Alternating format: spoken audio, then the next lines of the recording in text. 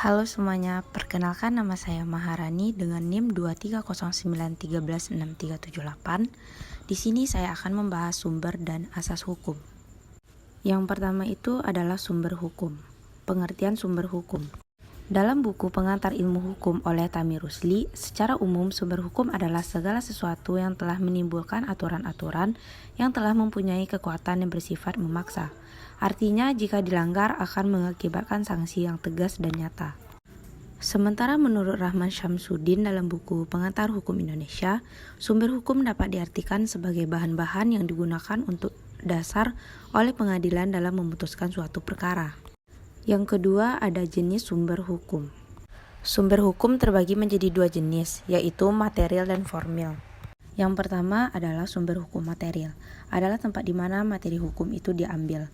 Hukum ini menentukan isi suatu perjanjian, suatu perhubungan, atau suatu perbuatan. Berbeda tetapi memiliki makna yang sama.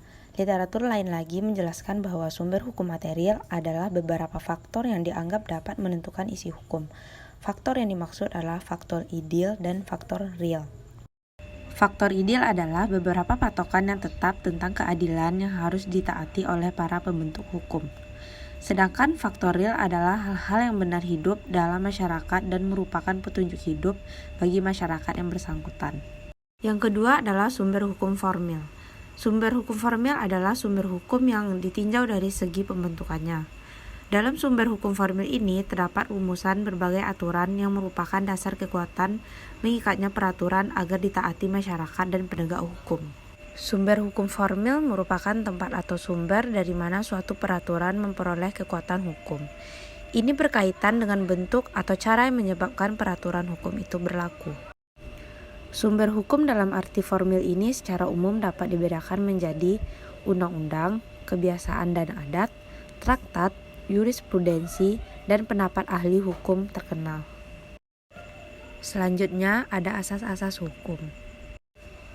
Asas hukum adalah pikiran dasar yang abstrak dan luas yang menjadi latar belakang dan ada dalam peraturan konkret setiap sistem hukum yang kemudian menjadi peraturan perundang-undangan dan keputusan hakim.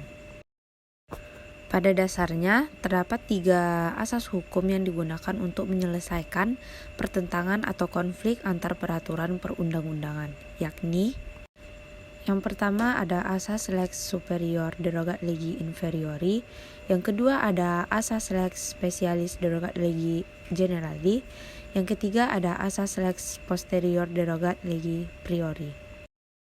Yang pertama asas lex superior derogat legi inferiori. Asas ini menyatakan bahwa peraturan yang lebih rendah tidak boleh bertentangan dengan peraturan yang lebih tinggi.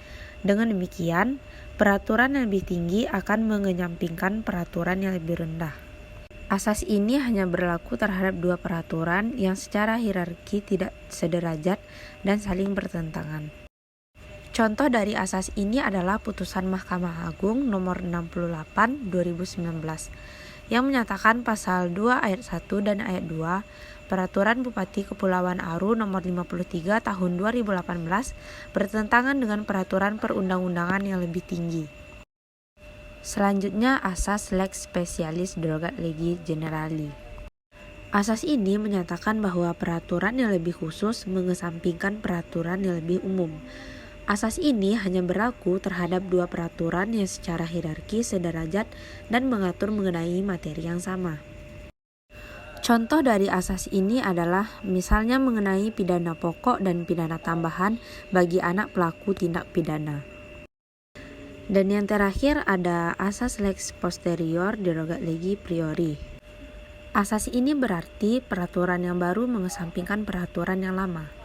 Asas ini bertujuan untuk mencegah ketidakpastian hukum yang mungkin timbul manakala terdapat 2 peraturan yang sederajat berdasarkan hierarki. Contoh dari asas ini adalah Undang-Undang Nomor 11 Tahun 2012 yang mencabut keberlakuan Undang-Undang Nomor 3 Tahun 1997.